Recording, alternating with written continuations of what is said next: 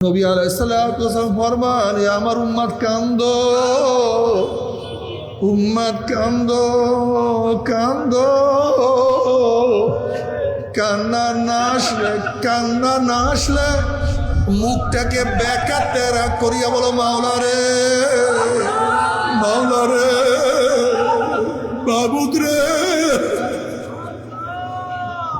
মাবুদ রে।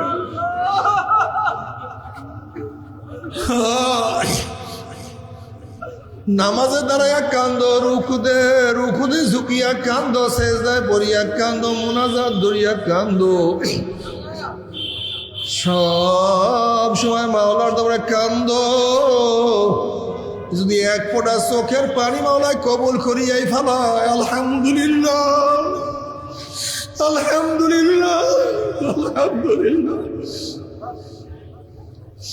যদি এক ফোঁটা চোখের পানি মাওলায় কবুল করিয়াই ফেলায়, আল্লাহ কবুল করিয়া না,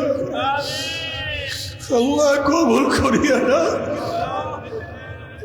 কিয়ামতের মাঝে আল্লাহ পাক এক ব্যক্তিকে জাহান্নামের জন্য ফয়সালা দিয়ে দিবে।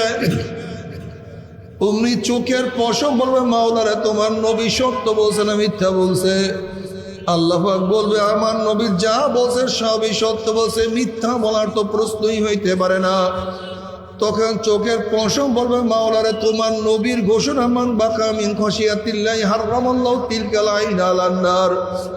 যেই চক্ষু তোমার ভয়ে জাহান্নামে কাঁদবে, সেই চোখের উপরে তুমি জাহান্নামের আগুন হারাম করিয়া দিবা।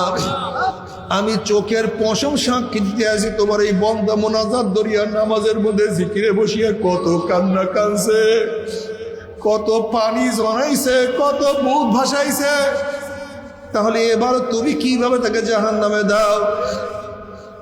অমনি আমার মাওলা জিবরাইলকে বলবে, যাও জিবরাইল, আমার হাবিবের কাছে সালাম আমার, হে জিবরাইল, গোটা কিয়ামতের ময়দানে মানুষকে এলান করিয়া দাও যে অমুককে, অমুকের ছেলেকে আল্লাহ রব্বুল আলামিন শুধুমাত্র চোখের একটা পশমের সাক্ষীর কেন আমার মাওলায় মাফ করিয়া দিছে।